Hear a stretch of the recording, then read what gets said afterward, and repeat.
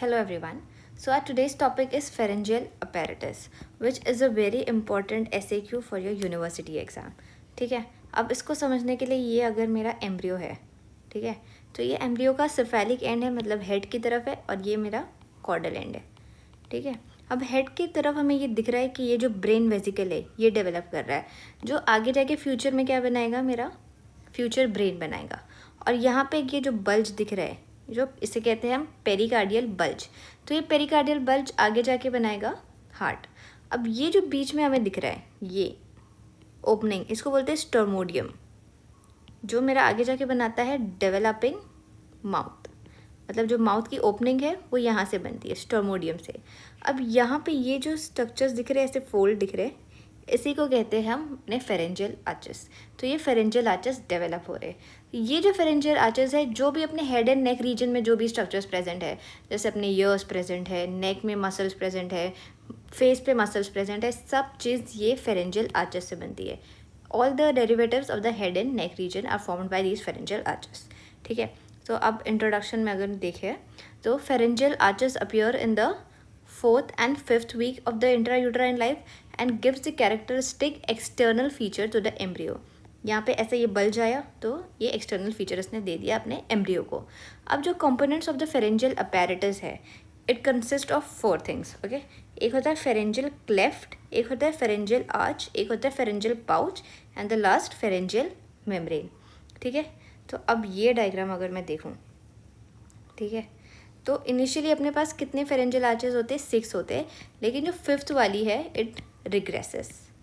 ठीक है, तो एंड में अपने पास कितने रह गए, 5 ही रह गए. पहले 6 थे, फिर 5 रह गए, तो 1 2 3 4 एंड 6.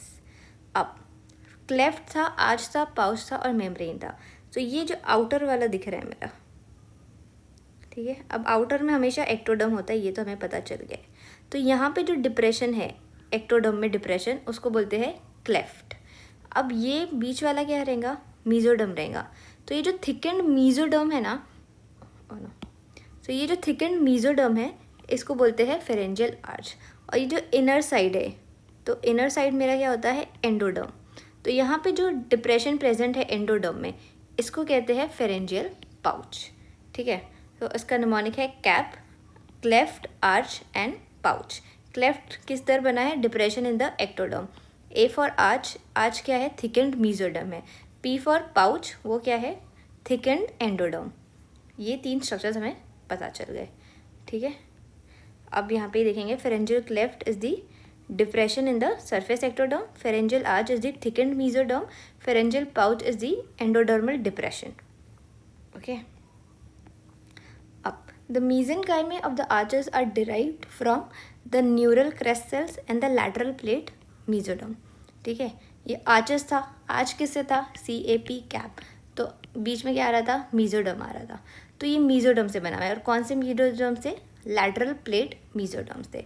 अब जो भी अपने स्ट्रक्चर्स है, अपने फेस में बोन्स प्रेजेंट है, तो जो स्केलेटल एलिमेंट्स प्रेजेंट है, मसल्स प्रेजेंट है, जैसे muscles of mastication, muscles of facial expression, ये सब प्रेजेंट है.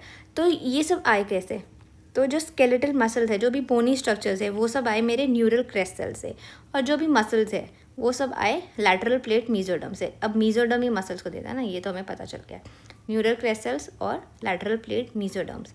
अब एक एक जो आर्च है ना, 1st 2nd 3rd 4th 5th, ये 5 चीज़ें बनाती है.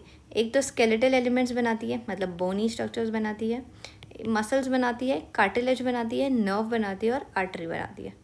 ठीक है, अब सबका अपना अलग अलग डेरिवेटिव है. फर्स्ट आर्च के अलग डेरिवेटिव है, सेकंड के अलग है, थर्ड के अलग है, तो वो सब हमें अभी देखेंगे. ठीक है, अब स्टार्ट करते हैं फर्स्ट आर्च से. अब जो फर्स्ट आर्च है ना, देखो ये यहाँ पे मेरी फर्स्ट आर्च जो डेवलप हो रही है, तो इसके पास 2 प्रोसेस होते हैं. एक होता है मैक्सिलरी प्रोसेस, एक होता है मैंडिबुलर प्रोसेस. जो मेजर है वो अपना मैंडिबुलर प्रोसेस ही है, लेकिन मैक्सिलरी प्रोसेस है वो 3 चीज़ें बनाता है. जो अपने जाइगोमैटिक बोन है वो बनाता है, palatine bone and some part of temporal bone. तो ये जो 3 बोन है ये किसने बनाया, मैक्सिलरी प्रोसेस ने बनाया. और जो मैंडिबुलर प्रोसेस है, तो सबसे पहले मैंडिबुलर प्रोसेस एक कार्टिलेज बनाता है जिसको बोलते हैं मैकल्स कार्टिलेज. अब ये कार्टिलेज आगे जाके ऑसिफाई होता है और ये सारी चीज़ें बनाता है. तो कौन सी चीज़ें बनाता है, मेलियस एंड इनकस. ये सब क्या है, अपने ईयर ऑसिकल्स है ना, मेलियस इनकस. ठीक है, ये मिडल ईयर के बोन्स है। फिर मैंडिबल बनाता है और एक लिगामेंट भी बनाता है जिसको बोलते हैं sphenomandibular ligament. Okay, so these are the derivatives of first arch.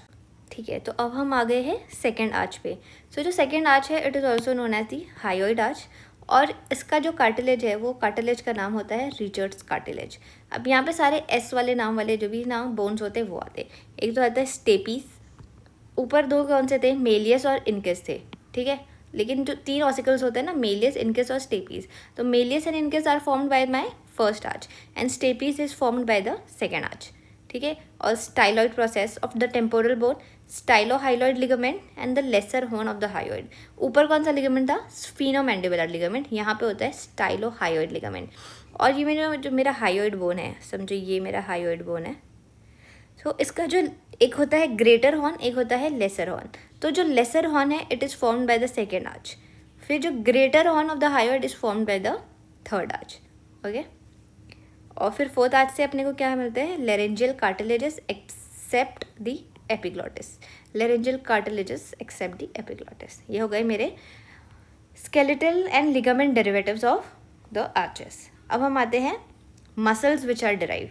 ठीक है, तो ये मेरी फर्स्ट फेरेंजियल आर्चेस, इससे muscles of mastication, tensor veli palatini muscle, tensor tympani muscle and the anterior belly of the digastric and the mylohyoid. तो इसका mnemonic है MAT, M for muscles of mastication and the mylohyoid, A for anterior belly of digastric and T for tensor veli palatini and tensor tympani muscle.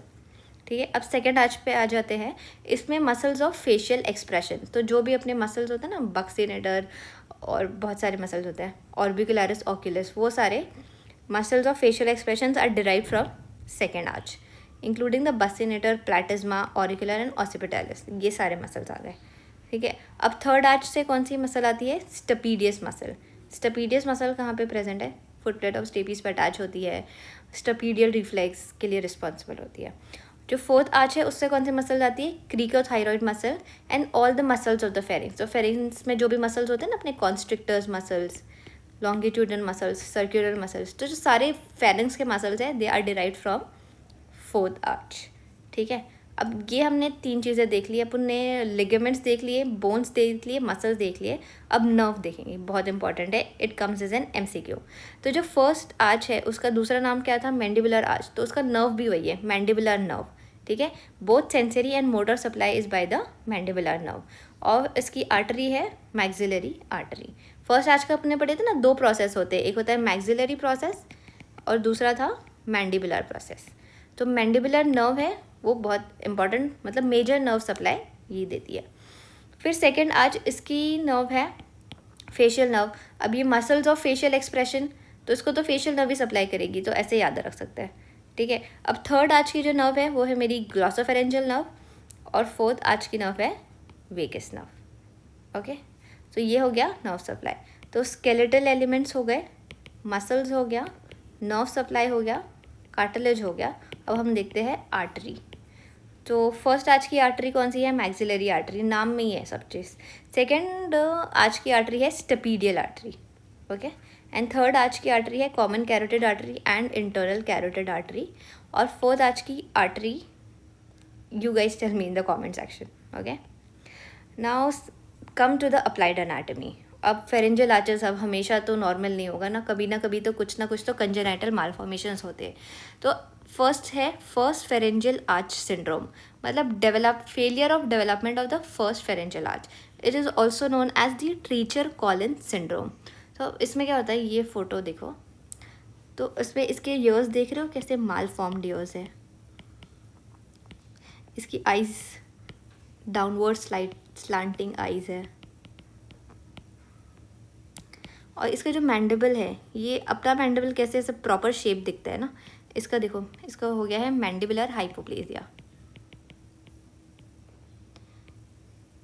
अब ये सारी चीज़ें कहाँ से derive हो रही थी, फर्स्ट आर्च से। अब फर्स्ट आर्च ही ठीक से नहीं बनी तो ये सारी चीज़ें भी सही से नहीं बनेगी। ठीक है, तो इसके क्लिनिकल फीचर्स में क्या क्या देखने को मिलता है, mandibular facial dysostosis, downward and slanting eyes, mandibular hypoplasia, malformed और एब्सेंट ईयर्स। सो ये सारा ये इमेजेस में अपने को दिख रहा है। फिर एक दूसरा सिंड्रोम होता है पियर रॉबिन सिंड्रोम। इसमें होता है फिर से abnormal development of the first pharyngeal arch होते हैं। इसमें जो बेबी होता है उसका जॉ बहुत स्मॉल होता है, मतलब जॉ स्मॉल है मतलब मैंडिबुलर फिर से डेवलप नहीं हो पाया। Okay, so this was all about the pharyngeal apparatus. You can write it in the exam, you can draw the diagrams, and for the notes are uploaded on the Telegram channel, link is in the description. Thank you.